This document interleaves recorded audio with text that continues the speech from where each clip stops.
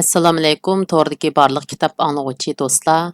Biz marhum tarixchimiz Turg'un Almas apandi yozgan Uyg'urlar degan kitobni o'qishni davomlashtiryapmiz. Oldin qismda biz Sharqiy Turalarning cho'ng ikki turkum qabila urug'ga bo'lingan yerlarini o'qib o'tgan edik. Endi davomini o'qiymiz. Avarlar Sharqiy Turalar ana shundaq cho'ng ikki turkum qabila urug'ga bo'linib yashagan davrda tarix sahnasiga chiqdi. Demek, u çağda Şərqi Turalarda birlik yo'q edi. Avarlar başta miladining 391 yili Tubalar xoni Tubag'oyning hujumiga uchrab tarmar qilingan. Miladining 394 yili Avar qag'ani Tulunxon bir Mong'oliya cho'lining shimoliga qechib berib, Avar qag'anligini qurdi. Tulun qag'an miladining 402 yili Şərqi Turalarga, bu çağda Igiz Haruliqlar debmi atalgan. Şərqi Turalarga hücum qilib, ularni bo'ysundurdi. Shuningdan boshlab Avar qag'anligi kuchaydi. Shundaq bo'lsa-mu, Avar qag'anligining poytaxti turaqsiz edi. Miladining 402-yili Şərqi Turalar Tulunxon bir tarafidan bo'ysundirilgan bo'lsa-mu, ularning ichidagi Jug'ursu qabilasi Bəygi Qulining yetakchiligida Avarlarga bo'ysunmay, doim urushib turdi. Bəygi Quli nihoyat botir xon bo'lib, bir necha qitim Avarlar ustidan g'alaba qilgan edi. Bəygi Quli miladining 430-yili Avarlar bilan bo'lgan urushda mag'lub bo'lib, Tuba xalqining panohiga ketgan. U ancha uzun o'tmayla Tubalar xalqining poytaxtida olamdan o'tdi. Tubag'oy Bəygi Quliga davlat bo'yicha motam tutishni o'rinlashtirib, dabdabalik holda dafna murosimi o'tkazdi. Shu chaqlarda Sharqiy Turalar Bəygi Quli to'g'risida mundaq bir qo'shiq to'qigan. Voy Bəygi Quli keldi! Degende ana, to'xtaydi buvaqning yig'isi shu an. Deydikan yosh qizlar etqanda naqsha, bo'lsidi yigitim Bəygi Quli simon. Bu qo'shiq Bəygi Qulining botur, jangovarligiga o'qilgan madihiya bo'lib, qadimgi chog'dan tortib Uyg'urlar botur, jangovar o'g'illarini nihoyat izzatlaydi.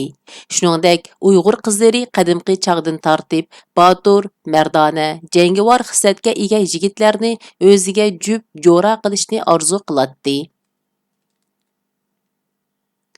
Avarlar Talan qag'anning vaqtida, ya'ni miladining 414-yilidan 431-yilgacha bo'lgan vaqtlarda, miladining 429-yili Tubalar xalqining hujumiga duch kelib, nihoyat og'ir mag'lubiyatga uchirdi.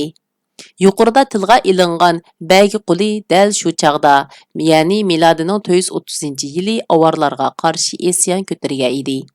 Avarlarning qag'ani Utiye xon miladining 434-yili Tuba xonning malika qizlaridan biriga uylendi.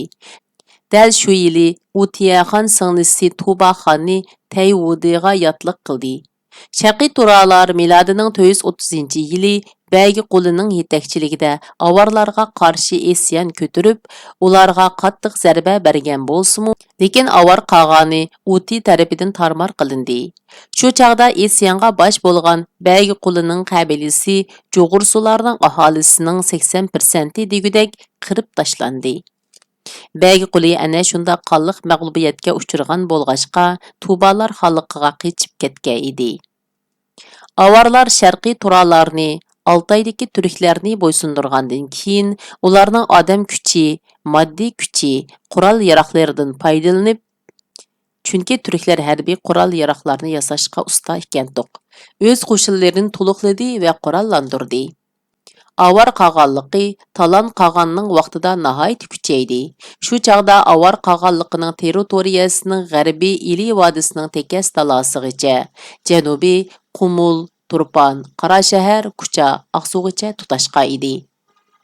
Avarlar Chuluk qag'an va Yuchin qag'anning vaqtida Tarim vodisiga bo'lgan kontrolligini kuchaytirishga kirishdi.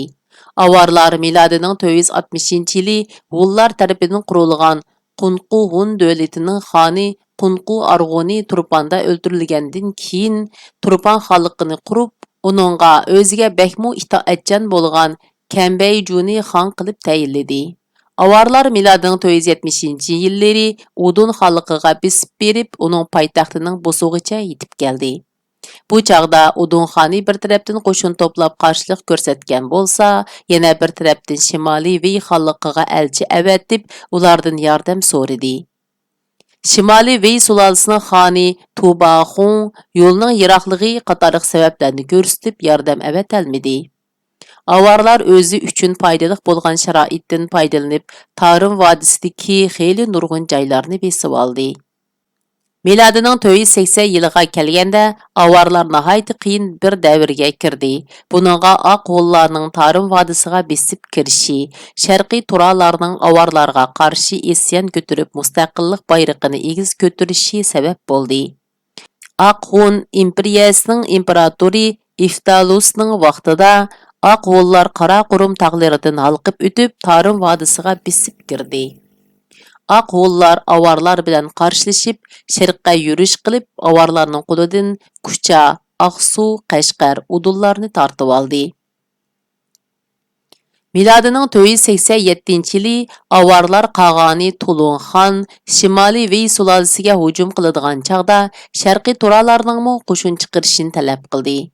Avarlarning Shimoliy Vey sulolasiga qarshi ilib boradigan urushiga qatnashishni xohlamagan sharqiy turalar avarlarga qarshi isyon ko'tarib mustaqil davlat qurishga bel bog'ladi. Bu mustaqillik harakatiga Burukli qabilasining xonlari aka-uka Ay Ujuru bilan Chunchi yetakchilik qildi. Ular sharqiy turalarning 12 uruqini boshlab, hozirgi Mo'ng'ul dalasidan g'arbga qarab ko'chib, Altay tog'lari bilan Tangri tog'lari orasidagi hozirgi Jo'ng'ar dalasiga keldi. Bular 120 ming oila, taxminan 600 ming jondan iborat edi. Jo'ng'ar dalasiga ko'chgan sharqiy turalar Tangri tog'larining shimoliy va janubidagi g'arbiy turalarga qo'shilib, texmu kuchaydi. Buningga chidamagan Tulunxon 2 va uning tog'isi Nag'ayxonlar nihoyat nurg'un sonli qo'shinni otlantirib, Ay Ujru bilan Chunchining keynidan qo'g'lab keldi. Ay Ujru janubiy Altayda bo'lgan qonliq bir jangda avarlar qag'oni Tulunxonni tarmar qildi. Tulunxon qichib ketdi va ancha uzun o'tmay avar xonzodalari tarafidan o'ldirildi. Ay Ujru avarlar ustidan qozongan shu g'alabadan keyin hozirgi Manas atrofida o'z poytaxtini barpo qilib, egiz Haruliqlar xonligi deb nom olgan Uyg'ur xonligini qurdi. Ay Ujru Ulug' Tangriqut, Chunchi bo'lsa Ulug' Bey deb ataldi. Bu xonlik xeyli kuchli davlat sifatida tarix sahnasiga chiqdi. Bu xonlik oz deganda 120 ming kishilik qo'shinga ega edi. Bu xonlikning territoriyasining g'arbiy Ili vodisining sharqiy qismigacha, sharqiy Qumulgacha, shimoliy Altaygacha, sharqiy janubiy Lupnur ko'lining janubigacha, g'arbiy janubiy Qara shahargacha tutashqa edi. Ay Ujru avar qag'oni Tulunxon 2ni tarmar qilib, mustaqil davlat qurgandan keyinla Turpan xalqining avarlarga sodiq xoni Kenshuguyni o'ldirib, uning o'rniga Zhang Mingmin degan kishini xon qilib tayinladi. Bu uning ismini xanzucha talaffuz qilinishi ekan. Ay Ujru Turpan va Kiroran xonliklarini avarlar qo'lidan tortib olgandan keyin Lopnurning janubidagi Charchan xonligini Tuyg'unlar hozirgi Qinxayda qurilgan Tibet davlatining qo'lidan tortib oldi. Ay Ujru yangi qurilgan Uyg'ur xalqini dushman davlatlarning hujumidan saqlash uchun jiddiy, unumlik harbiy tadbirlarni ko'rgandan tashqari, diplomatiya jihatdan bir qator faoliyatlarni olib bordi. Chunki yangi qurilgan Uyg'ur xalqi kuchli ikki dushmanga duch kelgan edi. Uning biri avar qag'anligi bo'lsa, yana biri oq g'ullar edi. Ulug' yovchilar va g'ullar naslidan bo'lgan Abdillar, Yevropaliklar ularni iftalitlar deb atashidi. Milodining 4-asrda Kaspiy dengizining sharqiy shimolida bosh ko'targan.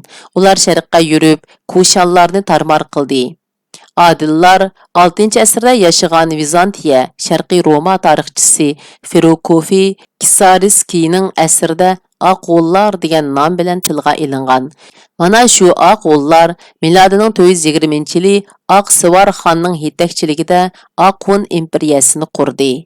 Aqun imperiyasi territoriyasiga O'rta Osiyo, asosan Mavra-un-Nahri, hozirgi Afg'oniston, Pokistonlar to'liq kirgan. Ақ Hun imperiyasining dastlabki poytaxti Marakent, hozirgi Samarqand bo'lgan bo'lsa-mu, keyincha ular hozirgi Baliq, Afg'onistonni poytaxt qilgan. Mana shu Ақ Hun imperiyasi milodining 480-yilidan boshlab toza kuchayishga boshladi. Ақ Hunlar milodining 484-yili Eron Sasaniylar sulolasining shohinshohi Firoza Birni mag'lub qilib, Eronning qaram holga tushirgandan keyin Qaraqo'rim tog'laridan o'tib, Xotan, Yarkan, Qashqar, Kucha, Qorashahar qatorliq xonliqlarni besib oldi. Yuqorqi ahvollarni hisobga olgan Ay Ujru Uqsi Chunchini bir qism qo'shinga bosh qilib, Qorashahar atrofiga avatib, Ақ Hunlardan mudofaa ko'rish tadbirini qo'llandi. O'zi bo'lsa, nurg'un sonliq qo'shinga bosh bo'lib, xonliqning sharqiy shimol tarafidan keladigan xavf avorlarning hujumidan saqlanish uchun shimolda turdi. Uyg'ur xalqi shimolda avorlar, g'arbiy janubda Ақ Hunlar, janubda Tuyg'unlar bilan dushmanlik holatda turdi. Ay Ujru yangi qurilgan Uyg'ur xalqining harbiy kuchlarini to'liqlab davlat mudofaasini kuchaytgandan keyin shu mezgilning o'zida Tubalar xalqi Shimoliy Vey xalqining poytaxti Loyanga elchi avatib aloqa bog'ladi.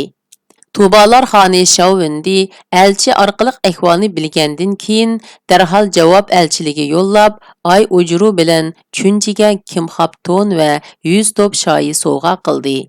487-yili Shimoliy Vey xalqi bilan Uyg'ur xalqi orasida o'rnatilgan do'stona munosabat amaliyotda ikki davlatning avar xalqiga qarshi tuzilgan harbiy ittifoqi edi.